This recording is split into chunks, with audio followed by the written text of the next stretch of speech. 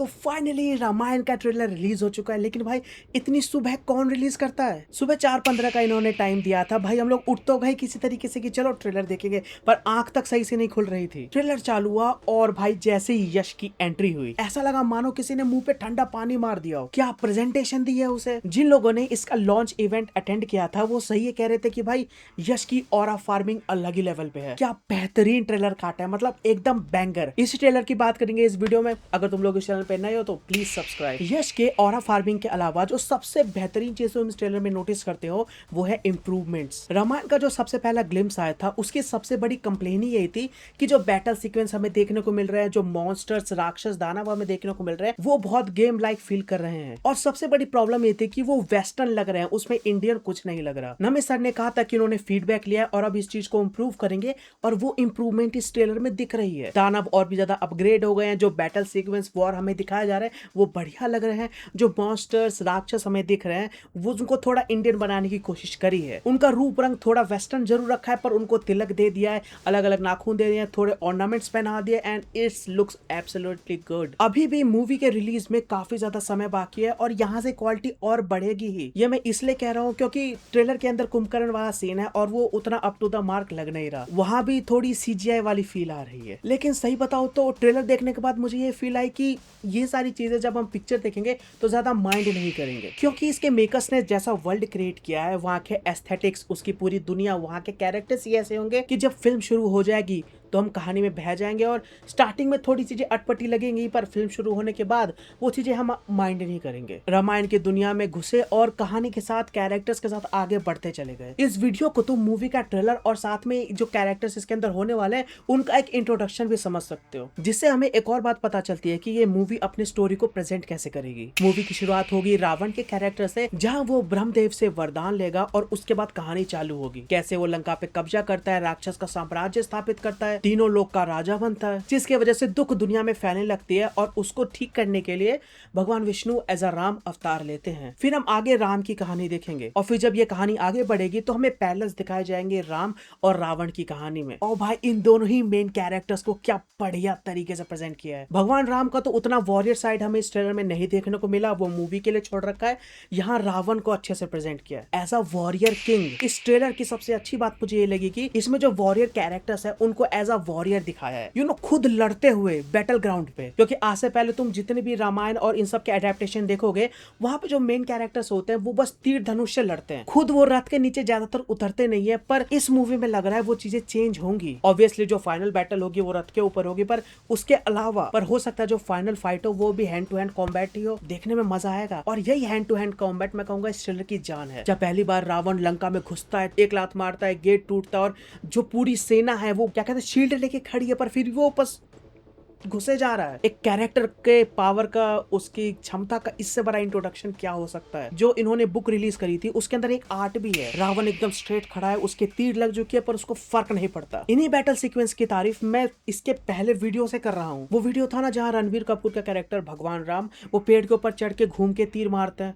मुझे वहां से इसका एक्शन स्टाइल बढ़िया लग रहा है। इस पर्टिकुलर पार्ट 1 में मुझे लगता है ये पीक करेगा जब इंद्र और रावण की लड़ाई हो। हमें कुछ कुछ झलक इस ट्रेलर में दिख रहे हैं और भाई I can't wait to see it on the big screen. इन सब चीजों के साथ ये ट्रेलर एक और चीज करता है कि इतने भयंकर कैरेक्टर को प्रेजेंट करने के बाद, रावण को प्रेजेंट करने के बाद, ये हमें इनका पोलर अपोजिट भगवान राम को प्रेजेंट करता है, जो वॉरियर होने के साथ साथ बहुत शांत है। वो तीर धनुष चलाना जानते हैं तो विनम्र के साथ लोगों को प्रणाम करना भी जानते हैं, लेकिन फिर जब अपना वॉरियर रूप ले ले तो कितने फियर्स हो सकते हैं, ये भी ये ट्रेलर दिखाता है। तुम एक बार जाना और इस ट्रेलर का सबसे जो लास्ट सीक्वेंस है जहाँ पे रामचंद्र भगवान एक तीर ऊपर मारते हैं और तूफान आया हुआ है, उसको जरा पॉज करके ध्यान से देखना। वहाँ पे जो छोटे बहुत डिब्रीज हैं वो असल में दानव के, राक्षस के हाथ पैर कटे हुए हैं। ट्रेलर में वो सीन आता है ना भाई, पहली बात तो वो सीन बहुत बढ़िया था जहाँ पे जंगल का सीन है, रामचंद्र भगवान बीच में खड़े और वहाँ कुछ दानव हमें दिख रहे हैं। तो उस लास्ट वाले सीन में उन्हीं दानवों के पैर हाथ कटे हुए ऊपर लहराते नजर आएंगे। वहीं पे समझ आता है कि भाई रामचंद्र भगवान कितने ज्यादा गुस्से में, क्रोध में है और इसी पे मूवी का अंत हो जाएगा। पहले पार्ट को इस जगह पे एंड करना सेंस बनाता है। फिर सेकेंड हाफ में हम देखेंगे कि कैसे हनुमान जी की एंट्री होती है, कैसे वो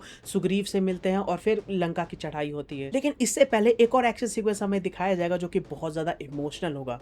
जटायु और रावण की फाइट, उसके ग्लिम्सेस भी कमाल के लग रहे हैं। माता सीता के कैरेक्टर भी हमें दिखाया जाता है, वो भी बहुत बढ़िया लग रही हैं। उनके एक्सेंट को लेके बहुत विवाद हुआ था और इस ट्रेलर में ऐसे कुछ प्रॉब्लम दिख नहीं रही है। अब यहाँ पे तुम टेक्नोलॉजी की तारीफ करो या उस एक्टर की मेहनत की, ये सब तो इंटरव्यू वगैरह में पता चलेगा कि असल में मेहनत किसकी है, पर ट्रेलर के अंदर एक्सेंट काफी सही लग रहा है। रामायण ट्रेलर की एक और बात मुझे बहुत पसंद आई कि जैसे ये लोग इंडियन एस्थेटिक्स को कैरी करते हैं। इसके टीजर वाली वीडियो में मैंने कहा था कि जैसे इन्होंने अयोध्या को महल को प्रेजेंट किया है, राम भगवान को प्रेजेंट किया है, जब हमें वो स्क्रीन पे पहली बार दिखते हैं, मुकुट पे उन्होंने अपने जेवर वगैरह पहन रखे हैं और बहुत बढ़िया लग रहा है। वो एक गोल्ड कलर जो इंडियंस को इतना ज्यादा पसंद है, उनके सभी भगवानों में दिखता है, वो बहुत अच्छे से यहाँ रिप्रेजेंट करा गया है। इन सब चीजों में भी रावण को क्या प्रेजेंटेशन दी है। इन सब चीजों में मान लो अगर मेरी एक्सपेक्टेशन जमीन है तो उन्होंने आसमान लेवल का प्रेजेंट किया है। इतने बढ़िया तरीके से ये लोग चीजें डिलीवर करेंगे और ये इतने अच्छे तरीके से स्क्रीन पे ट्रांसलेट होगी, ये मैंने नहीं सोचा था। आई मीन मेन कैरेक्टर्स को हटा लो,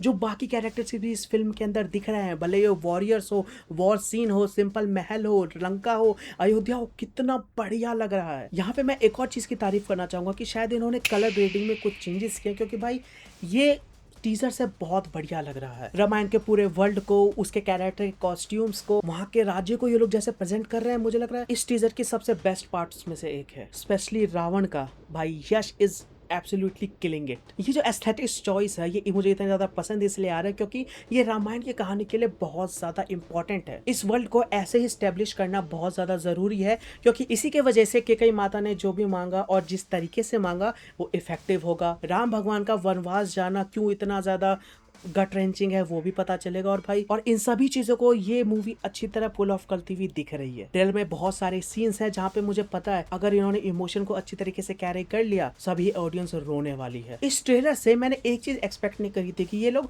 रावण के साइड के भी इतने सारे कैरेक्टर्स हमें दिखा देंगे। ट्रेलर के अंदर बहुत सारे कैरेक्टर्स हमें दिखाया गया और हर एक की स्टोरी कमाल की है। उनके ऊपर अगर बात करने जाओ तो 15 से 20 मिनट की स्टोरी सिर्फ एक कैरेक्टर की निकल के आएगी, जिसके अंदर हमें इसमें मारीच भी देखने को मिल जाता है, रावण की माता जी दिख जाती हैं और साथ में शूर्पणखा के पति भी, जिसको विवेक ओबराय प्ले कर रहे हैं। कई दूसरी रामायण की इंटरप्रिटेशंस देखोगे तो असल में जो रामायण कराई वो शूर्पणखा ने कराई, और इसके पीछे का क्या रीजन है, वेल ये किसी और वीडियो में बात करेंगे। अगर इसके हर एक कैरेक्टर की डिटेल एक्सप्लेनेशन चाहिए तो उस पर भी मैं वीडियो जल्दी ले आऊंगा, अगर चाहिए तो नीचे कमेंट्स में जरूर बताना। इसके अलावा ट्रेलर की जो बाकी एक्सपेक्ट्स है, इसके विजुअल्स, इसकी कलर ग्रेडिंग, इसका ओवरऑल सिनेमेटोग्राफी बहुत बढ़िया लग रही है। म्यूजिक में मैं चाहता था और भी साउंड हमें सुनने को मिले, फिलहाल के लिए नहीं मिले, पर जो भी था बहुत बढ़िया था। देखते हैं आगे हमें क्या क्या और सुनने को मिलता है। अगले 2-3 महीनों में हमें इसके भजन वगैरह भी सुनने को मिल सकते हैं। तो भाई इतनी सुबह उठ गया था, परेशान हो रहा था, पर ट्रेलर देख के तबीयत खुश हो गई। आई मीन क्या बेहतरीन ट्रेलर काटा है। कुछ जगह है जहां अभी थोड़ी बहुत इंप्रूवमेंट्स होना बाकी है, पर ओवरऑल देख के बढ़िया लग रहा है। अभी इतना समय है मूवी को रिलीज करने में, ये पक्का पता है कि इन्होंने जब इतनी सारी चीजें इंप्रूव कर दी वो भी इंप्रूव हो जाएगी। तो ये तो पता है भाई जो उन्होंने 4000 करोड़ इन्वेस्ट किए हैं